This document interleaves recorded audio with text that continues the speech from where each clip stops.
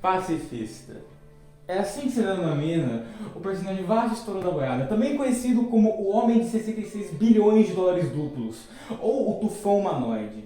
Recompensa essa sido posta depois de ter apagado uma cidade do mapa. Conta pra mim, eu mereci as rosquinhas e os 10 dólares? Hã? Esse cara fez isso. E no 7º episódio do seu anime de 1998, esse pacifismo pode ser muito bem evidenciado quando, mesmo depois de uma cidade inteira ter tentado matar ele, por conta de recompensa 66 bilhões de dólares duplos, ele perdoa todo mundo como se nada tivesse acontecido. Tudo bem que a cidade escreve "Muito obrigado, Vashti, te amamos", muito grande no começo do episódio, mas abafa. E a verdadeira motivação de Vashti não tendo sido revelada até esse ponto do anime, somente para aqueles que têm os olhos aguçados, ele embarca num trem meio estilo Mad Max, meio estilo steampunk, chamado Vapor da Areia.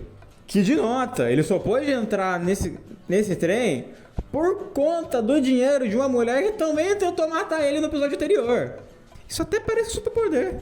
Todo mundo que tenta matar ele, uma hora vai virar amigo dele. E juntamente no Vapor da Areia, as corretoras de seguro Millie Thompson e Mary Strife também vão atrás do nosso querido Tufão Humanoide. Percebe-se a semelhança? Porque elas são corretoras de seguro. Ele é conhecido como desastre natural ambulante. Então, farm de dinheiro infinito. Porém, logo antes de sair, elas percebem que elas estão sem dinheiro nenhum. O Vapor da Areia. Quê? Nós não temos dinheiro. E voltando para o nosso protagonista, Vashti Touro da Boiada, que ainda está dentro do Vapor da Areia, percebemos que ele tem uma coisa que toda pessoa que detesta a BR-101 tem: um estômago fraco. Que máximo! Depois de tanto tempo, finalmente eu tô sozinho de novo! Eu acho que eu bebi demais. Porém, do nada, enquanto o Vashti estava quieto, em sua quietude, um cara aparece perguntando se ele poderia servir como guarda-costas do trem. Porque eles estavam entrando num território chamado Cânion do Terror. Por que desse nome? Porque lá existia uma das gangues mais perigosas do universo de Trigun. Os Dinamites Brilhantes Neon. Eles devem ser perigosos, não? Não? Essas pessoas. Você olha pra essas pessoas e pensa que eles são perigosas? Você olha pra essas pessoas. Você realmente acha que elas vão roubar a sua casa? Não, parece que elas vão tirar as baratas da minha casa. E o líder deles? Ah, o líder deles. Parece que saiu diretamente de JoJo's Bizarre Adventure. O cara tem a pachorra de colocar o próprio nome como o nome da gangue. Ok, tem algumas pessoas que fazem isso, né? Tripulação dos chapéus de palha. É, eu sei. É muito egocêntrico da sua parte, Luffy. Flash, depois de ter negado a proposta do carinha que eu falei anteriormente, ele foi no banheiro lavar a mão e ele se depara com a fonte de lucro de qualquer vigarista estadunidense. Um viajante clandestino. Esse moleque que tenta dar uma chave de braço no ar, o que não faz o menor sentido, indo no braço mecânico do Vashti. Que mesmo se ele desse uma chave de braço no chão, não daria nada, porque além dele ser uma criança fraca, seria um braço mecânico.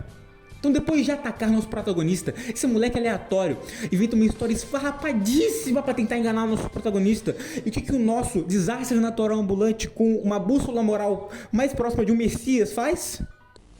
Tudo bem, eu te entendo. Deve ter sido muito difícil pra você. Tudo bem, eu te protejo. Hã? Esse cara existe? A coisa é, onde estão as nossas corretoras de impostos favoritas? Trabalhando CLT. Não tínhamos dinheiro pra viajar, então arrumamos o bico aqui. Deu 12 dólares duplos e 75 centavos. O que leva a questionamento porque o nome do sistema monetário desse universo é dólares duplos e 6 centavos. Quer dizer que se uma pessoa tem 1 bilhão de dólares duplos, ela tem 1 bibilhão? Até que depois de cuidar do moleque, é mostrado bem de longe da locomotiva uns pedaços brilhantezinhos. E é mostrado o homem fumando o que parece mais aquelas velhinhas que solta faísquinha de festa de aniversário e com seu isqueiro transparente extremamente estiloso. Brilliant Dynamite Neon. E o que os criminosos veem quando olham para a locomotiva? Um sinal de luz. Feito por quem? Exatamente, Kite. O nosso moleque clandestino. Safado ele. Safado. E todos aqueles criminosos que pareciam estar vestidos de um quarto gamer de um adolescente de 17 anos começam a cercar o trem como se fosse o ataque do trem pagador. E depois de explodirem a carapaça do trem, o vilão faz aquele típico discurso de vilão que vai roubar o trem. Mas o que é difícil não notar é o fato do revólver dele fazer um barulho. Um revólver, uma arma, faz barulho laser. Barulho de... Parece aquelas armas de 1,99 que você compra no camelô pra sua criança calar a boca. Só falta fazer... Vou botar o áudio pra vocês ouvirem. Aí percebemos que Kite, nosso menino clandestino, na verdade era um infiltrado dos criminosos. Oh my god.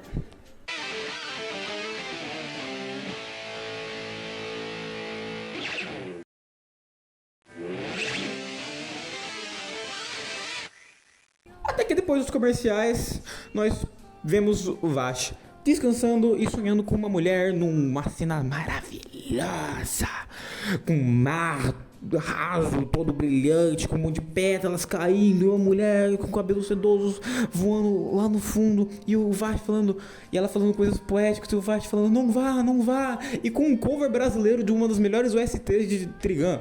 Na segunda noite, as crianças se unem e compõem uma... Sound Life. Mas o quarto nosso protagonista é invadido por um dos detetizadores. Parece que o trem estava cheio de rato.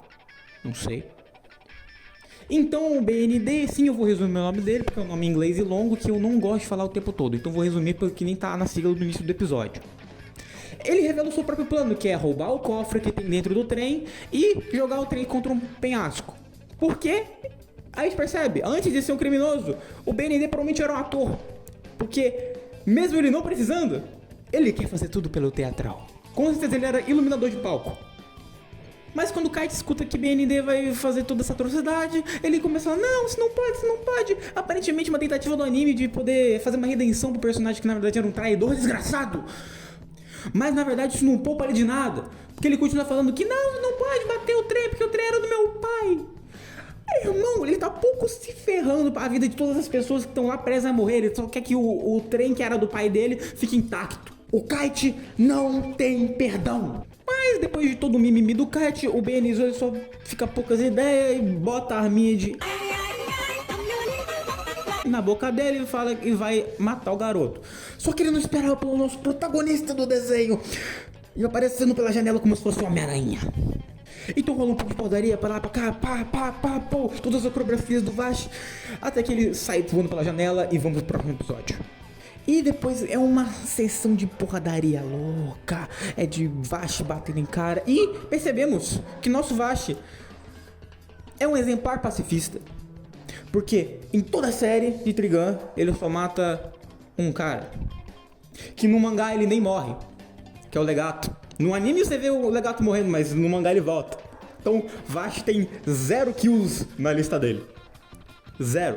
A gente não conta todo mundo da cidade de Junho, que é a cidade que ele rapou do mapa. Mas... não foi culpa dele.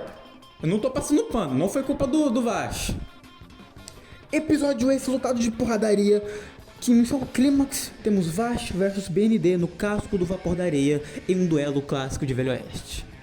Porém, como não temos um relógio gigante para quando o ponteiro chegar na meia-noite, porque tá de noite, e os dois sacarem a arma e atirar, o BND saca uma moeda e fala que quando a moeda cair no chão, eles vão atirar.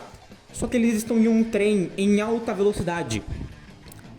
A moeda, ele vai tacar a moeda pra cima, a moeda vai voar longe. E mesmo se bater no chão eles ouvirem, não dá pra ouvir, porque o motor da máquina tá a 1000. Só que quando ele taca a moeda pra cima, o trem bate numa parede do canyon que eles estavam passando e cai um monte de pedra. E eles atiram em pedras, tiram de outro. E finalmente, quando os dois trocam tiros um com o outro, os dois caem. O Vash é o que levou o tiro e ele errou o tiro no BND. O BND tava com a vitória ganha. Só que aí aparece nossas queridíssimas corretoras de impostos, Mary Strife e Millie Thompson e vão socorrer o Vashti, porque elas são extremamente caridosas com a maior fonte de lucro delas. Elas não vão perder a maior fonte de lucro delas nem ferrando. Só que o que acontece? O BND poupa o Vashti. Tem o próprio capanga dele. Podia ter acabado com isso de várias maneiras, chefe. Tá de coração mole? Parece que o pacifismo do Vashti é contagioso. Aí ele até fala, um homem defendido até a morte, um homem de grande resistência. Mas isso é pachoso pra poupar ele. O Vashti perdeu. Como é possível? O protagonista perdeu. Acho que é uma das poucas vezes, mentira. O Vashti perde muito. Mas ele ganha muito também. Ele poupa todo mundo do trem. Todo mundo sai vivo. Bem, tirando as pessoas que morreram durante a invasão, mas isso a gente não conta. Todo mundo fica feliz, o trem não cai. E o que aprendemos hoje, crianças? Que o pacifismo ele vale a pena independente com quem você esteja lidando? Não, é de você não subestimar um vilão só pela roupa. Porque mesmo ele tendo uma das roupas mais estúpidas do anime, ele às vezes assim conseguiu vencer do protagonista. É só isso.